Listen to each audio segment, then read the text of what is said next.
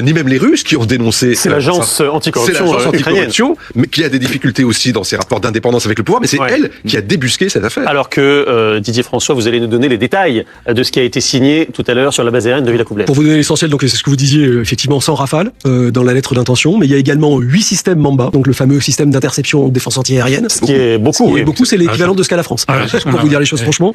Et par ailleurs, on a aussi reprolongé un accord pour des bombes qui sont des bombes de précision, ce qu'on appelle les Hammer, les ASSM françaises AS2M, où on leur en fournira, qui sont très appréciés en Ukraine, 600 sur les 3 prochaines années. Et ces bombes, ce sont des bombes qui sont déjà en opération. Elles sont déjà en opération. On leur Hammer, ça veut dire marteau. On comprend bien l'image.